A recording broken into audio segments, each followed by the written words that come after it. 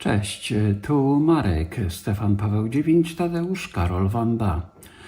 Chciałem Wam dzisiaj opowiedzieć o dwóch wersjach nawijania transformatora 49:1 oraz która z nich daje niższe straty, lepszą sprawność, a co za tym idzie, pozwala na większą moc znamionową. Do porównania wykorzystałem transformator z poprzedniego mojego filmu, link poniżej, który opisywał metodę pomiaru tych właściwości używając jedynie nano-VNA. W drugiej części filmu dokonam ponownie porównania obu wersji na podstawie popularnej konfiguracji dwóch rdzeni FT240-43. Film ten opowie o źródłach i powodach strat, co pozwoli Wam na budowę efektywnych transformatorów do półfalowej anteny NFET. Zapraszam. Rozważmy źródła wysokich strat na badanym transformatorze. Rdzeń FT140/43 wymaga co najmniej 3 zwojów pierwotnych, aby uzyskać odpowiednią impedancję na stronie pierwotnej.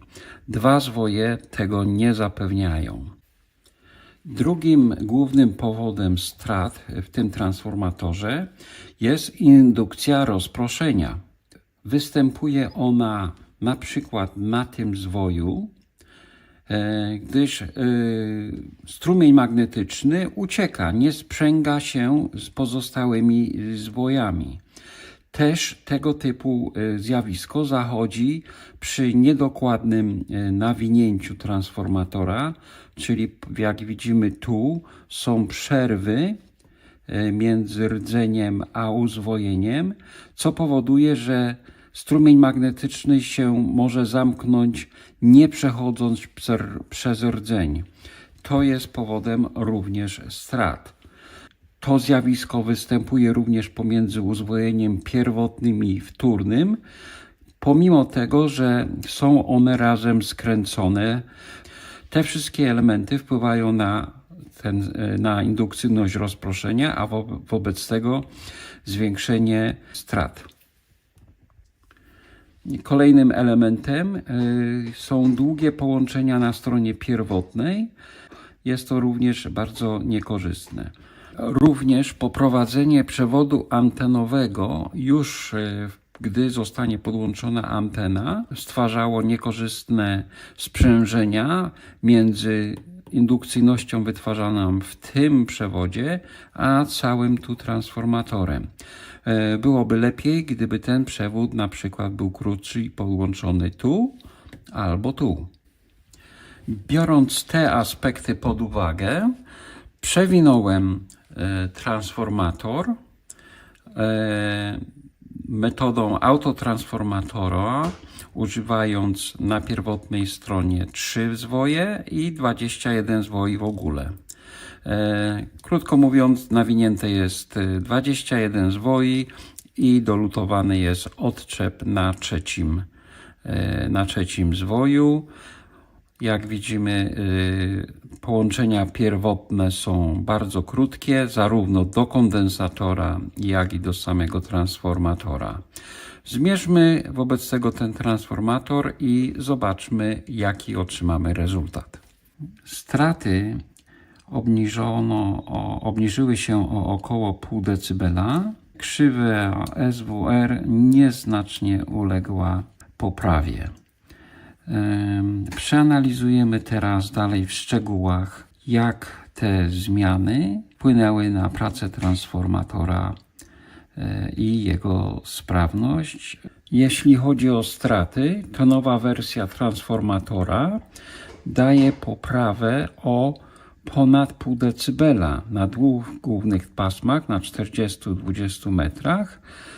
Ta poprawa jest 0,6-0,7 decybela, co powoduje podniesienie sprawności z poziomu 75-77 do 88, prawie 89%. Są to dość znaczne zmiany i zobaczmy, jakie one mają wpływ na moc przenoszenia takiego transformatora. Moc ciągła wzrosła o 100%, czyli 0,5-0,6 dB strat ma bardzo duży wpływ na moc, jaką może transformator przenieść, i tu widzimy ten wzrost.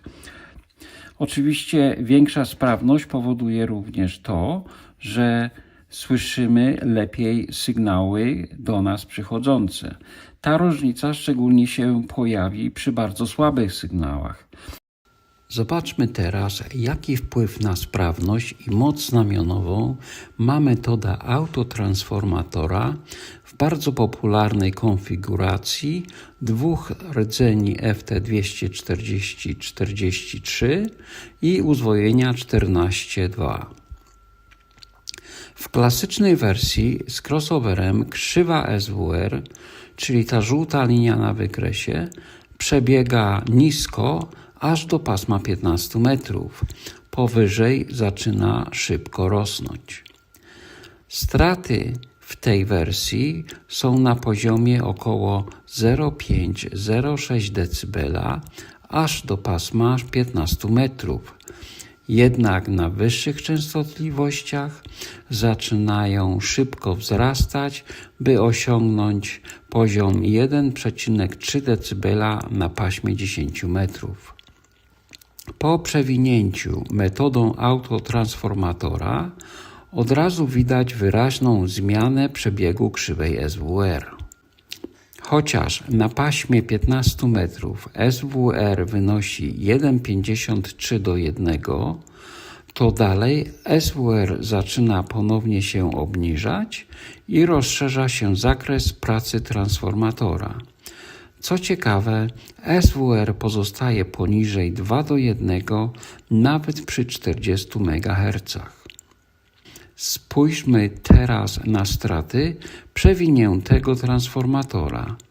Jak widać, zmniejszyły się one do poziomu 0,3-0,4 dB. Największa poprawa jest na paśmie 10 metrów, gdzie zmierzyłem tylko 0,38 dB strat. Jest to bardzo dobry wynik. Po przeliczeniu zmierzonych strat wyraźnie widać lepszą sprawność transformatora. Im wyższa częstotliwość, tym ta poprawa jest większa w stosunku do klasycznej wersji crossover. Co jest istotne, to fakt, że lepsza sprawność oznacza mniej ciepła i mniejsze straty, a to bezpośrednio przekłada się na większą moc, jaką taki transformator może bezpiecznie przenieść. Dziękuję Wam za uwagę. Mam nadzieję, że film pomoże Wam w budowie efektywnych transformatorów. W kolejnych filmach opowiem Wam, jak wybrać optymalną konfigurację anteny dla Waszej lokalizacji. Zapraszam ponownie.